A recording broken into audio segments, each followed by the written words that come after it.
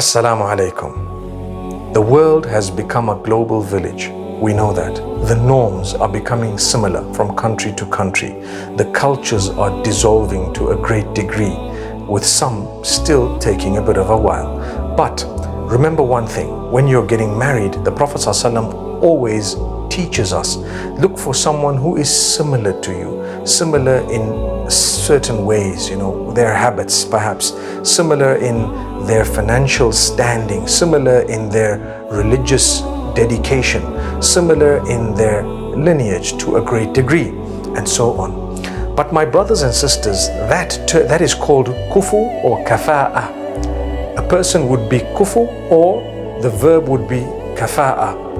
Remember, it is important for us to follow that instruction, but some people use that as an excuse to deny a cross-racial, cross-cultural marriage.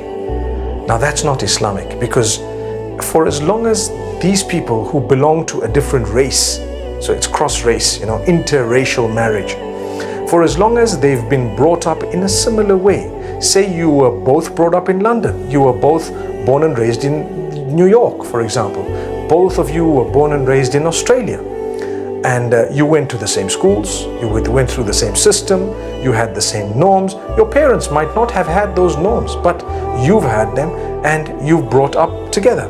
My beloved parents, when someone proposes for your child, or your child wants to marry a person of a different race who's been brought up within your system, don't use kafa'a and kufu and the lack of similarity to deny them that right that Islam has given them. That is actually racist. That's what it is. So if it does happen that they want to get married and they happen to have a similar sort of an upbringing, education, etc., they went to the same schools, they grew up in a similar fashion, they come from the same community, they had the same community center, they went to the same masjid, madrasa, university, whatever else it may be.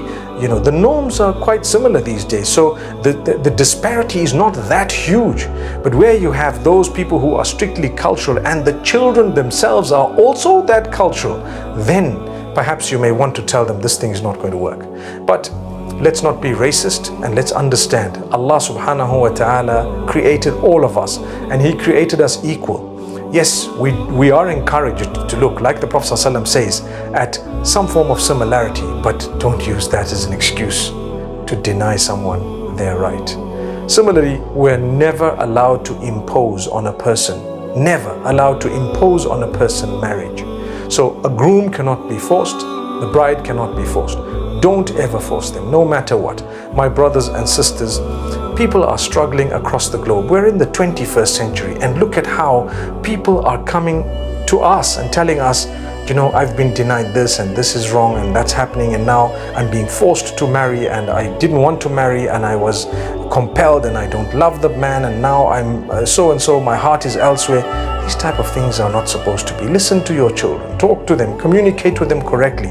And at the end of the day, I'm a person who believes I'd rather let them make a mistake and come back in one piece, mashallah, to me and say, I made a mistake, you were right. And for them to lose their minds and become depressed and become, patients of mental health with me being the cause. May Allah subhanahu wa ta'ala protect all of us. I pray that Allah protect us also from racism and from various types of wrongdoings in this regard. أقول قولي هذا وصلى الله وسلم وبارك على نبينا محمد والسلام عليكم ورحمة الله.